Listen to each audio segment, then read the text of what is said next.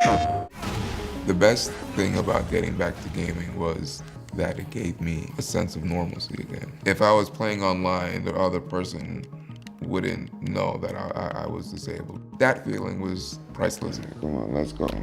Representation is extremely important. I don't think we'd have like the PlayStation Access controller in our hands if it weren't for gamers advocating and yelling out that we want to play and we need a way to play.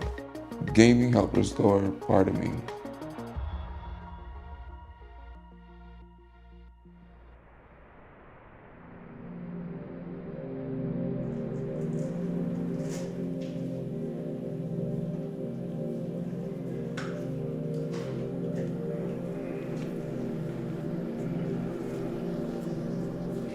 My name is Alejandro Courtney, and I live in New York City. When I was 22, I had an accident at Jones Beach. I was diving into shore break waves, and I didn't lock my body properly. In that tumbling in the water, I fractured my neck.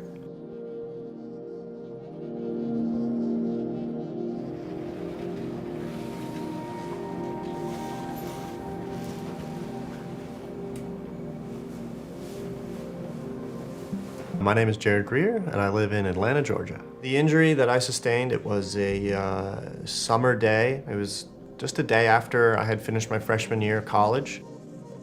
We were at the park, just hanging out. I decided to climb up into a tree with a friend like I'd done tons and tons of times before, and decided to try to kind of dismount the tree. I woke up on the beach. I remember seeing the sky. I must have been like coming in and out. The next thing I remember, I was in the ambulance. My momentum flung me forward and my hand slipped off and I hit the ground in such a way that it caused the fifth vertebrae to slam into my sixth, split it in half, and compressed my spinal cord to about 90%. I remember waking up again in the hospital in the intake. They had induced me into a coma for about a month.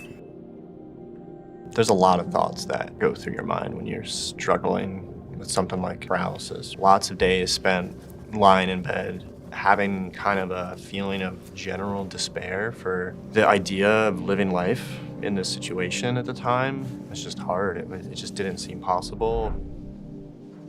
The doctors initially had said that I probably won't be able to move anything below my shoulder. Oh, spasm. It feels like somebody's like grabbing your muscles and it's just putting like a vice grip on it. It is part of the territory.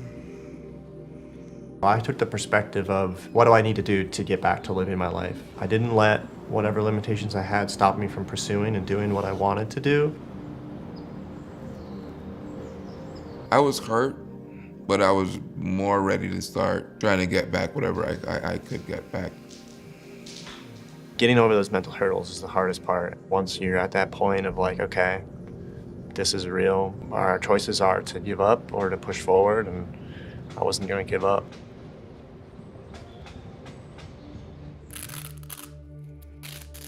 When I first started getting back into gaming, using the controllers was interesting. In one sense, I was happy to just be gaming, but at the same time I had frustration because I couldn't use the top buttons as easily as everybody else. Ah, come on. These spasms are really a problem. It is just sucking the energy out of me. The first time I tried to game after my accident, I put the controller on my stomach and tilted back in my chair, and I was using the side of my thumbs to move around and press the buttons, and so I just kept practicing. Exercise in general is just crucial because we don't move the same way that able-bodied people can move.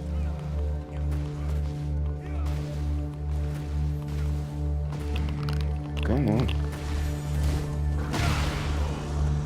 There it is. My friend came to visit me in the nursing home, and he said he was gonna take it easy on me. He got his butt handed to him, and he was like, oh my God, you can still play video games. And the rest is history. Nope. For a lot of people, video games is definitely a form of rehab.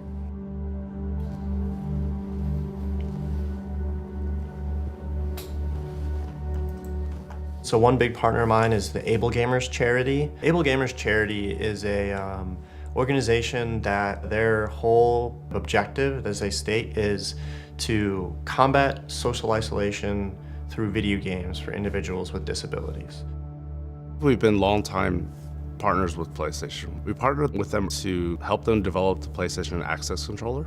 They wanted to know if the shape was correct, if we needed the flexibility for modifications to certain parts of the joystick, different sizes of buttons, the ability to be flexible about changing the buttons if necessary. They asked us for feedback about some of the challenges that they face so that they can design a controller that meets the needs of those people.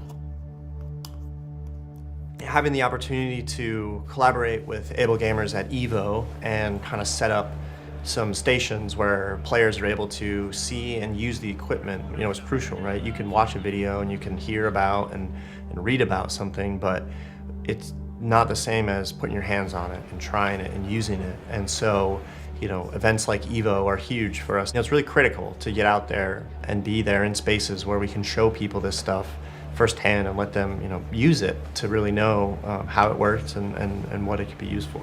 With the Able Gamers, I was really able to provide a lot of insight into kind of firsthand what our patients and what the barriers that they were encountering in the adaptive equipment that was available to them at the time. And we can kind of extrude or sweep along that path. We want to join the bodies. So this is where we'll be able to kind of create our additional piece. So, one of the biggest things was a need for our patients to have an option that was really more of like an out-of-the-box solution. It has all the customization to meet the needs and unique abilities of each person, whether that's the joystick orientation, the button caps, the button layouts, the software modifications. It really allows it to be kind of fine-tuned down to the very specific settings to each individual for what they need. To have a controller that's made specifically for PlayStation 5, to keep all the players on the PlayStation 5, I think is really important.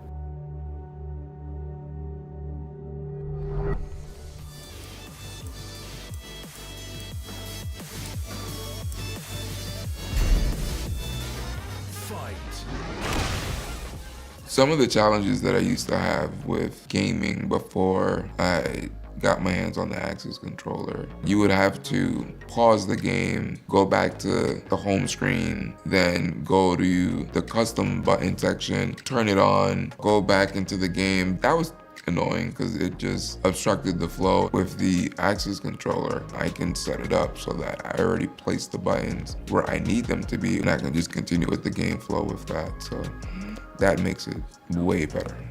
Let me go and pick my profile for Tekken. Perfect. You can compete almost as effortlessly as somebody that's using a regular controller.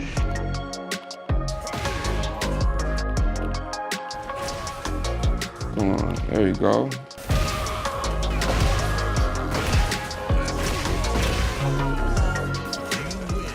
It definitely levels out the curve, and it makes disabled people reach their potential. Unfortunately, the world really isn't designed for us, whether you're quadriplegic or paraplegic, whatever disability you have. Fortunately though, Axis controller is designed for us, so it will help us achieve whatever gaming goal we want.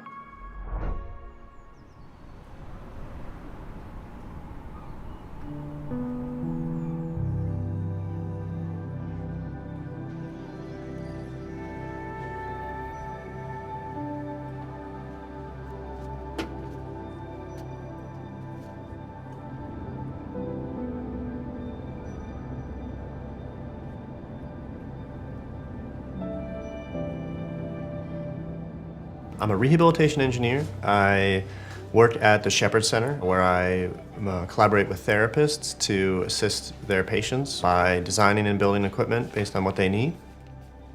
A lot of times our therapists, they have the skills to do the therapy, but They're not engineers, and so I can kind of fill in that role and help, a therapist and a patient have this goal they want to do, and they need some custom equipment made or some devices. My personal lived experiences play a lot into the work that I do, and I'm able to look at myself, how I would do something, what things I've gone through to be able to provide those solutions. A lot of times, with our patients, they'll come in and they've been playing, PlayStation for years, and a lot of times they're like, I can't play anymore. But we are able to show them, we have the PlayStation Access controller now that really is enabling patients to basically be able to pick up a controller again like they used to. It gives them that access to be able to play the game that they want to, how they want to. This is what we were playing with God of War. We're gonna do 2K. So I figured we just continue with that one. And if we want to change it up, we can. It's kind of just going to be messing around, figuring out what's going to work best for you. Are you excited to play? Yeah. When was the last time you played 2K? About 5 months. Has it really been that long? Gaming is a huge, huge tool in rehab. It's really great for kind of getting our patients to be engaged.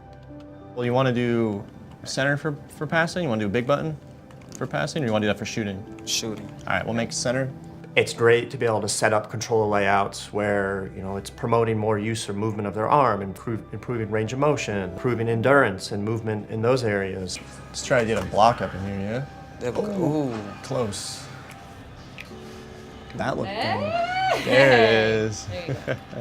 Being able to have that kind of impact on our patients, give them even just that moment of joy, of happiness. Just think back to myself and how I felt and how tough it was. It's hard to put a smile on your face. How do the controls feel? That's pretty good. Pretty good? Yeah, I'm getting a workout. Good. That's what it's about. Being able to give our patients even those small moments, it's that step in the right direction. Until the Access controller came out, it always felt like a puzzle to start. And so finally having a controller that is a controller in itself, contained, that's hard to find. And it's great that we're at a point where we got, a product like that.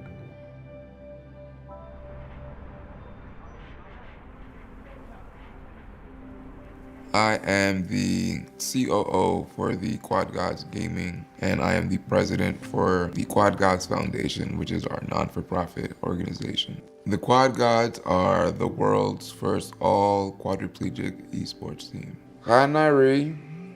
How you doing? I'm good. How are you? Thank you all for showing up to this. I wanted to talk to everyone about some upcoming events. The first one, it's a PS Fortnite Cup, and wanted to know who would be interested in participating in that. Me. All right, dope. I'm definitely with being in our Fortnite Cup. We're filling another void that's been missing for a long time. We are providing hope to a huge community. Even some people within the disabled community, once they become disabled, they kind of write themselves off. Since the Quad Gods have started, we've been helping a lot of people change that. We're constantly getting, I always thought that I couldn't play video games, but watching you guys, it moved me. Hearing that just lets me know that we're doing the right thing. Yo! Yo! What's up? What's good? What you got going on here? Same old Looking like same. Coolio right now. Something like that. Just to update you, had a recent meeting with the rest of the Quad Gods, and I will be forwarding you the official application so that you can go ahead and get your official membership and jersey and all that good I was learning my next question. I'm like, am I gonna get a jersey? Because that's what I want. stuff. Yeah. That jersey's fly. What I love about my job is the fact that it's an opportunity for me to give someone else an opportunity to be able to enjoy the same thing that I like to enjoy. I do have a little something for you, just to show you my appreciation. I have That's so good for you. Ah, man, My thank friend. you. Seriously. Yeah. You're welcome. I appreciate that, You're man. Freaking sure. You got Nice. Yeah. Thanks. You're welcome, man. You're the best.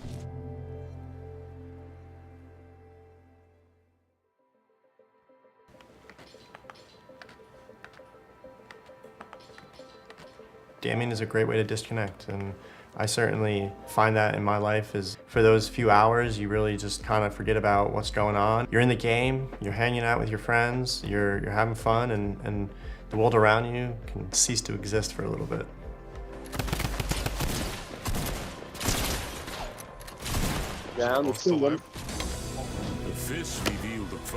Gaming allows me to embrace my imagination. It's one of my muses. It helps me explore some of my artistic sides. Are you ready? I hope you can enjoy this ass whipping. Ooh, look at that. Button mashing gets you everywhere. Whole action. Oh, he went flying. Well, don't just stand there, do something.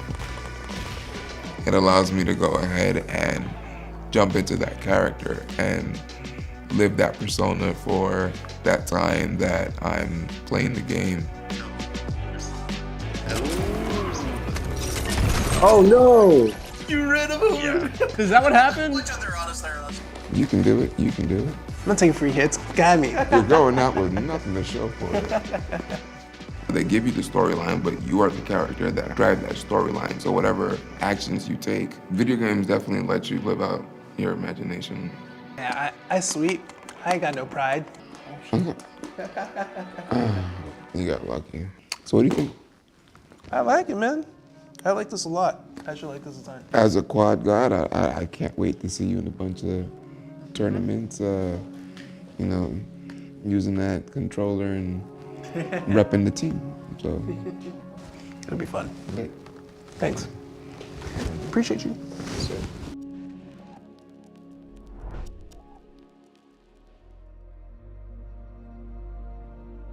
Not only is gaming for all a community driver and a passion for so many, when it comes to, you know, individuals who have suffered injuries and have these disabilities, gaming can be such a fantastic outlet that everybody should have the opportunity to try to game and be able to game if they want to. So the more and more that I can, you know, spread that awareness and talk about and share, you know, my perspective on that, I think the better served the whole community as a whole will be.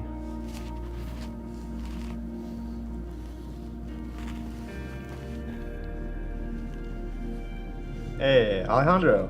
Hello. Hey, it's Jared. How you doing? Good, how are you? Doing well, man. How's it been? Not bad, not bad. How's gaming been going? You using the access controller a bit? Yeah. Actually, I was just about to get on and start playing some Fortnite with some of my teammates. Sweet. Yeah, you guys been pretty competitive lately? You getting any of the tournaments? Yeah, there's a tournament that we're practicing for coming up in December, and we might even be doing some of those PS tournaments that are coming up soon. Teams like the Quad Gods are huge for the gaming community because it all goes back to exposure, awareness, and fighting stigma. Yeah, we'll link up again here soon and get your team on a call and we can figure out some good equipment. Sounds like a plan. Sweet. All right, man. You have a good one. All right, you too, bro. All right. Take it easy. Take it easy. The disability community has been shunned for numbers of years. You know, we were one of the last to get civil rights, and for the longest time, they weren't really accommodated or respected and really just expected to stay home. Representation in gaming is everything now. You might be playing against somebody who can only play with their mouth and they're able to beat you, but you don't know that. And so teams like Quad Gods are bringing more of that spotlight onto this very unique and profound ability that adaptive gamers have to persevere through their challenges and play games at a competitive level. Number one, when someone that is disabled like myself, when they're able to be seen doing the things that they were able to do in the past, or see something that they were never able to do and always wanted to try. It gives them that ambition to want to go out there and try. It makes them think and feel like, I can. I feel humbled that I'm able to provide this kind of access to people, something so critical that is important to my life, that I know I hold very close to my heart, is something that has helped me through my recovery as a way to disconnect, a way to keep social connections with friends and have fun. Some people kind of want to pigeonhole you and say that you're like a disabled gamer. No, we're a gamer that happens to be disabled. I don't want to be seen for what my struggles are and be pitied. I recognize that who I am and what I do can be inspiring to others, but I think it's important more to see me as who I am and what I do despite those limitations. For anybody that has had like a life-changing situation and they want to play, but they're trying to talk themselves out of it, just shut up and play.